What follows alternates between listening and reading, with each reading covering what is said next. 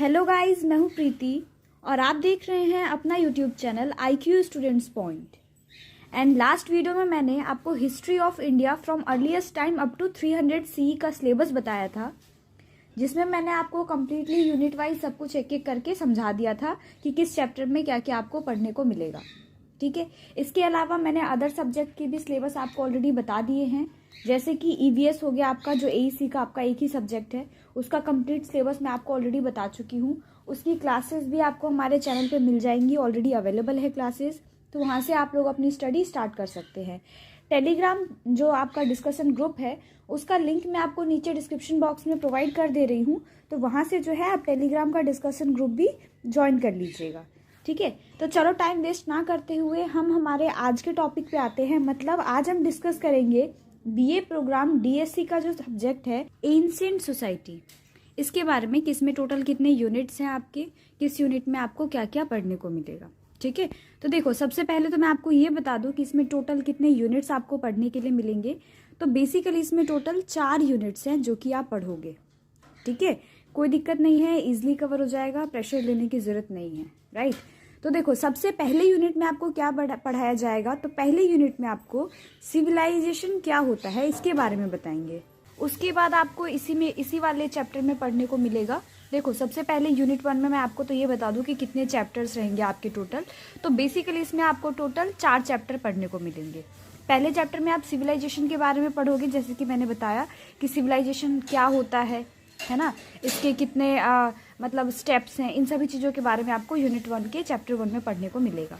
दूसरे चैप्टर में आपको सोर्स वगैरह के बारे में बताया जाएगा कि जो हिस्ट्री है हमारी, है ना, एंशिएंट हिस्ट्री जो है हमारी, उसके क्या क्या सोर्सेज थे। राइट, उसके बाद इसी तरह से चैप्टर 3 में आप पढ़ोगे कि अर्बन रिवोल्यूशन जो है और ब्रोंज एज जो है वो क्या है, ब्रोंज एज क्या है, ब्रोंज एज के कितने पार्ट्स हैं। मतलब जैसे कि मैंने आपको बताया था कि प्री हिस्टोरिक कल्चर मैंने आपको लास्ट वीडियो में बताया था आपके history of India from earliest time up to 300 CE में, वहाँ पे आपको पढ़ने को मिला था कि प्री हिस्टोरिक कल्चर क्या होता है। तो प्री हिस्टोरिक कल्चर के कितने पार्ट्स थे, 3 एजेस थे उसमें, है ना, palaeolithic age, mesolithic age, neolithic age, या आपके 3 पार्ट्स थे वहाँ पे। तो इसी तरह से यहाँ पे भी आपको पढ़ने को मिलेगा ब्रोंज एज के बारे में कि ब्रोंज एज को किन किन पार्ट्स में डिवाइड किया गया था, मतलब कब से कब तक के टाइम को किस कैटेगरी में रखा गया था। क्लियर हो गया आपको। उसके बाद इसी में आपको पढ़ने को मिलेगा अगला चैप्टर जो है आपका चैप्टर 4 रहेगा ये आपका। इसमें आपको मेटल टेक्नोलॉजी के बारे में बताएंगे कि मेटल टेक्नोलॉजी क्या होता है ना, और इसको लेके प्रॉपर डिबेट वगैरह पढ़ाया जाएगा कि क्या डिबेट्स इसको लेके चल रहे हैं। क्लियर है आपको। उसके बाद इसी में यूनिट 2 जो है आपका, यूनिट 2 में बेसिकली आपको bronze age civilisation India and China के बारे में पढ़ाया जाएगा। ठीक है, कि इंडिया में जो ब्रोंज एज है उसको कब से कब तक के टाइम पीरियड को ब्रोंज एज के अंडर रखा गया था और चाइना में कब से कब तक को रखा गया था। तो इन दोनों के बारे में पढ़ाएंगे। बेसिकली देखो ब्रोंज एज बोलते किसे हैं इंडिया में, तो इंडस वैली सिविलाइजेशन को ब्रोंज एज सिविलाइजेशन भी बोला जाता है। ठीक है, ये बेसिकली 3600 BC के अराउंड में था। ठीक है, तो इसके बारे में डिटेल में आपको पढ़ने को मिलेगा, कोई प्रॉब्लम नहीं है, अभी तो जस्ट मैं आपको ओवरव्यू बता रही हूँ। उसके बाद आपका यूनिट 3 जो है, यूनिट 3 में आपको ब्रोंज एज सिविलाइजेशन किस किस के बारे में पढ़ाया जाएगा।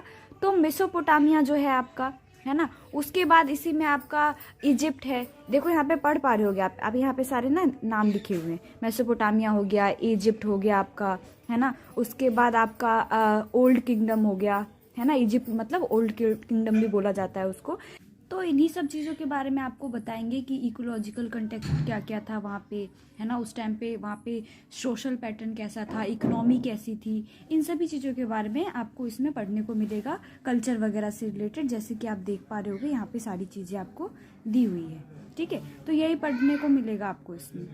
इसके बाद यूनिट 4 की अगर हम बात करेंगे तो यूनिट 4 में भी आपको ब्रोंज एज सिविलाइजेशन के बारे में बताया जाएगा, लेकिन किसके कॉन्टेक्स्ट में बताया जाएगा ये आपको, तो ये बेसिकली म्योएन एंड माइसिनियन के कॉन्टेक्स्ट में आपको बताया जाएगा कि उस टाइम पे इकोलॉजिकल फैक्ट कैसा था उस टाइम पे, है ना, इकोनॉमी कैसी थी वहाँ पे, सोशल पैटर्न कैसा था, कल्चर कैसा था, ये सारी चीज़ों को लेके आपको बताया जाएगा।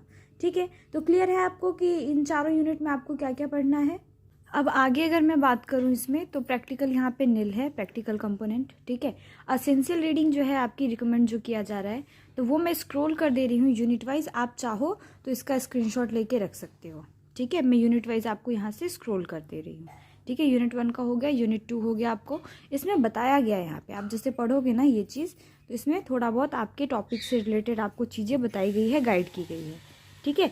तो ऐसे ही मैं नीचे स्क्रॉल करती जा रही हूँ, आप इसका स्क्रीनशॉट जो है वो लेके रख लीजिएगा, ठीक है। यूनिट 3 के बारे में भी बताया गया है सारी चीज़ें यहाँ पे, तो आप इसको देख लो और स्क्रीनशॉट मार के रख लो, राइट। तो आई होप आपको सब कुछ अच्छे से समझ में आ गया होगा।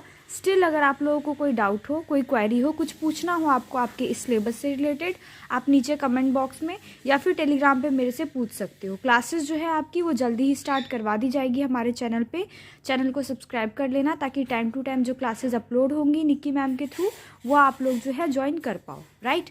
सो फिलहाल इस वीडियो में बस इतना ही guys. Thanks for the watching this and best of luck all.